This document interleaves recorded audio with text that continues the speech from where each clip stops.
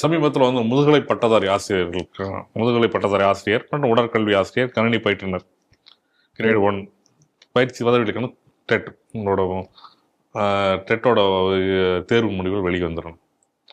ஒரு விஷயம் இந்த இடத்துல ஞாபகம் வரக்கூடாது உங்களுக்கும். ஜஸ்ட் ஒரு தமிழ்நாட்டில் எப்படி தமிழ் வளர்க்கணும்னு சொல்லிட்டு நீங்கள் அது இது குழப்பிக்கக்கூடாது. ஆனால் இந்த விஷயத்தில் பொறுத்த வரைக்கும் இங்கே இருக்கக்கூடிய எல்லாருமே ஆசிரியர்கள். இவர்கள் தான் மாணவர்களுக்கு பாடம் எடுத்தப்படுகிறார்கள். இவர்களோட தகுதி தேர்வில் பொறுத்த வரைக்கும் தமிழ் தாள் வந்து சேர்க்கப்பட்டிருக்கு, மொழி பாடத்தில் சேர்க்கப்பட்டிருக்கு. இதில் வந்து கிட்டத்தட்ட வந்து 1996 பதவியிடங்களுக்கு கிட்டத்தட்ட 2,20,412 பேர் போட்டியிட்டார்கள். இந்த தேர்வில் பொறுத்த வரைக்கும் தமிழ்நாட்டில் தமிழ் மொழிக்கான பாடத்தேர்வில் பொறுத்த வரைக்கும் இவர்கள் வந்து கிட்டத்தட்ட 85,000 பேர் தோல்வி. 2,00,000 பேர் எழுதுனதுல 85,000 பேர் தமிழ் 85,000 பேர் தகுதிக்கே இல்லை. அந்த தமிழ் தகுதி இல்லை. என்ன காரணம் அப்படின்னு பார்த்தீங்கன்னா வந்து 30 மார்க், அதாவது மொத்தம் கேள்வி 150, அது 30 மார்க் உண்டானது தமிழ் தகுதித்தாள். இந்த 30 கேள்விகளுக்கு 50 மதிப்பெண் அர்த்தம். இந்த 50 மதிப்பெண் கூட இவர்கள் எடுக்கப்படலைன்னு அர்த்தம். இந்த 85,000 பேர் 50 மதிப்பெண் இந்த 50ல் வந்து குறைஞ்சபட்சம் ஒரு 10 மார்க்கு எடுத்தால் கூட அவங்க பாஸ் எடுத்துகிட்டு வரலாம். அந்த தகுதி கூட இவர்களால் இடமில்லை. இவர்கள் என்ன பார்த்தீங்கன்னா தமிழ் தகுதி தேர்வில். இந்த செய்தியை நீங்கள் எப்படி பார்க்குறீங்க? அதாவது இதில் பொறுத்தவரை தமிழ் தகுதித்தாள் பொறுத்த வரைக்கும் 50ல் வந்து 40க்கு 20 அந்த விழுக்காடு தான் வந்து எடுக்கப்படும். 20 மார்க் எடுத்தால் வந்து தமிழ் தகுதி தேர்வுக்கு ஏற்பட்டாங்க. இந்த 85,000 பேர் வந்து என்ன பண்ணால் 2,20,000 பேரில் 85,000 பேர் எந்த 20 மார்க் கூட எடுக்கலைன்னு தான் இந்த தேர்வு முடிவில் காட்டுது. மகாகவி பாரதி அவர்கள் சொல்லும் பொழுது தமிழ் இனி மெல்ல சாகும் அப்படின்னு சொன்னார். தமிழை சுத்தமாக முழுமையாக கொன்னுட்டோம் அப்படின்னு தான் இன்னைக்கு வந்து திமுக சொல்லியிருக்கிறது. திமுகவோட திராவிட மாடல் அரசு சொல்லுகிறது இந்த தேர்தலுடைய முடிவுகள்லாம் பார்த்தா. ஏன் தெரியுமா? இந்த திராவிட மாடலில் இருக்கக்கூடிய கட்சி இவங்கெல்லாம் வந்து யாரை பின்பற்றி வந்தோம் என்று சொல்லிக் கொள்கிறார்கள் பெருமையாக? ஈவேராவை பின்பற்றி வந்தோம் என்று சொல்லுகிறார்கள். ஈவேரா என்ன சொன்னார்? தமிழ் மொழி காட்டுமிராண்டி மொழி. நான் வந்து தமிழ் மொழி வளர்ச்சிக்காக ஹிந்தியை எதிர்க்கவில்லை. நல்லா நீங்க புரிஞ்சுக்கணும். ஆங்கிலம் வேண்டும் என்பதற்காகத்தான் நான் ஹிந்தியை எதிர்க்கிறேன். இதெல்லாம் வந்து ஈவேரா பேசினது. திருக்குறள் என்பது தங்க தயிற்றில் வைக்கப்பட்ட மலம். இப்படி எல்லாம் பேசினவர். தமிழ் புலவர்கள் அனைவரும் பிச்சைக்காரர்கள். இதெல்லாம் அவர் பேசினது. என்னது கண்ணகி அந்த சிலப்பதிகாரத்தில் என்ன இருக்கிறது, இப்படியெல்லாம் வந்து கொச்சைப்படுத்தி தமிழ் மொழியை பேசியவர் ஈவேரா. அப்போ அவர் வழியில் வந்த இந்த திராவிட மாடல் எப்படி இருக்கும்? தமிழை அழிக்கிற வேலையை தானே செய்ய முடியும். அவர் அதை தானே சொல்றாரு. அப்போ திட்டமிட்டு இன்னைக்கு தமிழை அழிக்கக்கூடிய ஒரு பணியை முழுவதுமாக முடித்துள்ளனர் அப்படின்னு தான் சொல்லணும். இதை தான் திரு RN ரவி அவர்கள், ஆளுநர் அவர்கள் பேட்டியில் சொல்லும் பொழுது என்ன சொன்னார்? நாங்கள் தான் தமிழை காக்கிறோம் அப்படின்னு சொன்னால் இது தமிழை காப்பதற்காக மும்மொழியை எதிர்க்கிறோம் அப்படின்னு எல்லாம் இங்கே பேசக்கூடியவர்கள் தமிழினுடைய நிலை தமிழகத்தில் என்ன இருக்கு, என்ன இவர்கள் தமிழுக்காக செய்திருக்கிறார் என்ற கேள்வியை முன்வைத்தார். தஞ்சை பல்கலைக்கழகம் இருக்கு. தஞ்சை பல்கலைக்கழகத்துல பயிலக்கூடிய, அதாவது தமிழ் பல்கலைக்கழகத்துல ஒரு 1000 பேர் கூட இன்னைக்கு இங்க படிக்கல. ஏன்னா வேற வழி இல்லாம என்னென்னமோ மாணவர்களை எல்லாம் அதுல சேர்த்து ஒப்பேத்திட்டு வராங்க அந்த யூனிவர்சிட்டி அந்தஸ்தை காப்பாற்றுவதற்காக. அதாவது மத்திய அரசு கிட்ட வந்து அந்த கிராண்டை பெறுவதற்காக கஷ்டப்பட்டு காப்பாத்திட்டு இருக்காங்க. அதில் எந்த ஒரு வளர்ச்சியுமே கிடையாது.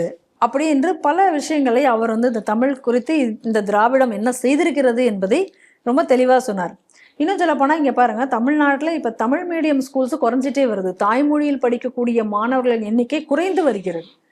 தமிழ் மீடியம் ஸ்கூல்லாம் இழுத்து மூடிட்டு ஆங்கில மீடியத்துக்கு எல்லா பேர் அதை வந்து பெருமையாக சொல்ல வேற செஞ்சார் நம்ம கல்வி அமைச்சர் பொய்யாமொழி. அப்படி இருக்கும் பொழுது இந்த சூழ்நிலையில நாங்கள் தான் தமிழை வளர்த்து விட்டோம், நாங்கள் தான் தமிழை, எந்த தமிழ் வளர்த்துருக்கீங்க? இப்போ இதில் ஒரு பெரிய காமெடி என்ன அப்படின்னு சொன்னால், இப்போ இந்த ராகுல் காந்தி வந்து அந்த ஓட்டு திருட்டு பற்றிலாம் ரொம்ப அதிகமாக பேசி அவரே ஆப்பு வச்சுக்கிட்டாரு தெரியுமா? அங்கே அப்புறம் தான் இந்த SIR வந்தது. இல்லைன்னா அந்த SIR வந்திருக்காது. அது நம்ம தேசியத்துக்கு நல்லதுன்னு வச்சுக்கோங்க, அது வேற. அதே போல் இன்னைக்கு வந்து இந்த இப்போ தமிழ்நாட்டிலையும் இந்த தேர்வு கூட, இந்த தமிழ் தகுதி தேர்வு அப்படிங்கிற தமிழ் தாளினுடைய தகுதி தேர்வில் ஒன்று வந்து இல்லாமல் தான் இருந்தது. இவங்க தான் என்ன பண்ணாங்க, ஆஹா நாங்க தமிழை வளர்ப்பதற்காக மொழி நாங்க வளர்ச்சி. செய்யறோம் பார் அப்படின்னு சொல்லி ஒரு மொழி அரசியல் பண்றதுக்காக இந்த தமிழ் பேப்பர் சேர்த்தாங்க. வெற்றி விளம்பரத்துக்காக பண்ணது. வெட்டு விளம்பரத்துக்காக இவங்க பண்ணாங்க. அதனுடைய விளைவு என்னாச்சு? இன்னைக்கு என்ன தெரிய வருது அப்படின்னா, ஆனா இன்னைக்கு நமக்கு இந்த விஷயங்கள் அதிர்ச்சிகரமாக இன்னைக்கு வெளிவருகிறது. தமிழகத்துல தமிழ் யாருக்கும் தெரியாது. இல்ல தமிழ் யாருக்கும் தெரியாதுன்னு கூட இதுல ஒரு வருத்தப்படக்கூடிய ஒரு விஷயம் என்னன்னா, இவர்கள் தான் நாளைய இவர்கள் மாணவர்களை தான் உருவாக்கும் ஆசிரியர். நாளைக்கு மாணவர்களை உருவாக்கக்கூடிய ஆசிரியர்களுக்கே இன்னைக்கு தமிழ் தெரியவில்லை என்றால் மாணவர்களுடைய நிலை என்னவாக இருக்கும்? இன்னைக்கு நம்ம பார்க்குறோம், நம்ம நடத்தக்கூடிய டியூஷன் சென்டர்களில் வரக்கூடிய மாணவர்களுடைய தமிழ் நிலை எப்படி இருக்கிறது என்று நம்மளால ரொம்ப தெளிவாக பார்க்க முடியாது. அதிலிருந்து இன்னும் சொல்லப்போனால் இதில் ஆசிரியர்களாக பணிபுரியக்கூடிய பலருக்குமே தமிழில் தவறு இல்லாமல் எழுத தெரியவில்லை. அவங்களுக்கே நம்ம தமிழ் கற்றுத்தர வேண்டிய ஒரு சூழ்நிலையில் இருக்கிறோம் என்பதை நம்ம பார்க்கிறோம். அப்ப இன்னைக்கு தமிழுக்காக எதையுமே செய்யாத இந்த அரசு, நாங்கள் தான் தமிழுக்காக இங்க எல்லாமே செஞ்சோம் அப்படின்னு சொல்லி ஒரு இப்போ கூட வந்து இந்த ஹிந்தி திணிப்பை பத்தி இவ்வளவு தூரம் பேசக்கூடியவர்கள் இதை குறித்து இப்ப என்ன பதில் சொல்ல போறாங்க?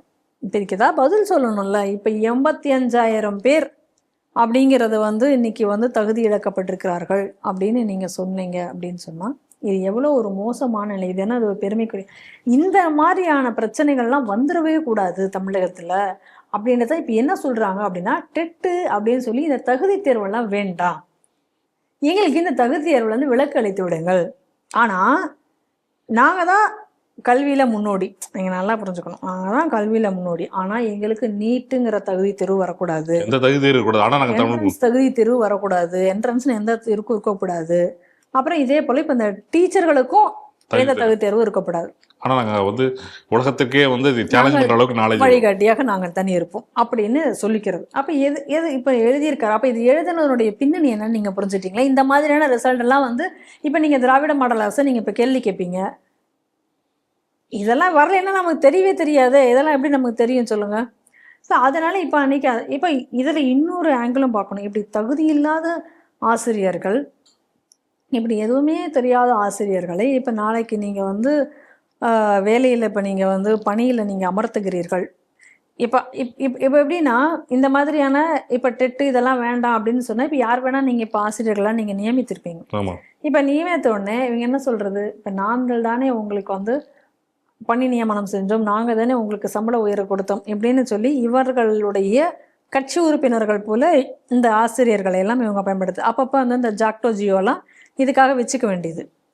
இப்போ இந்த ஜாக்டோ இப்போ தேர்தல்கள்லாம் வரும்போது இந்த ஜாக்டோ ஜியோனுடைய போராட்டத்துல எல்லாம் ஒரு விஷயத்தை நம்ம எல்லாரும் கவனித்தோமா இல்லையா என்று தெரியவில்லை. அதில் முக்கியமாக அவங்க அடிக்கடி சொல்கிறதுனா, நாங்கள் தானே தேர்தலில் அவங்கள ஜெயிக்க வச்சோம், அவர்களை வந்து அரசியலுக்கு முக்கியமான காரணமாக நாங்கள் தானே, நீங்கள் ஜெயிச்சு வரத்துக்கு நாங்கள் தானே ஒரு முக்கிய காரணமாக இருந்தோம் அப்படின்னா இதற்குள்ளற என்னென்ன அர்த்தங்கள் இருக்கு என்று உங்களுடைய யூகத்துக்கு நான் விட்டு விடுகிறேன்.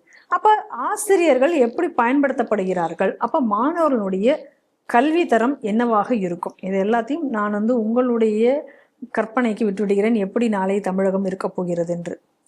ஒன்று மட்டும் தெரிகிறது, இந்த திராவிட மாடல் ஆட்சி தொடர்ந்தால் தமிழகம், அதாவது ஆப்பிரிக்க நாடுகள் எப்படி ஒரு சீரழிவை சந்தித்து ஒன்றுமில்லாமல் தற்கொலைகளாக ஆகக்கூடிய ஒரு சூழ்நிலை உருவானச்சோ அந்த மாதிரி தமிழகம் ஆகும் என்பதில் எந்த விதத்திலும் சந்தேகமில்லை.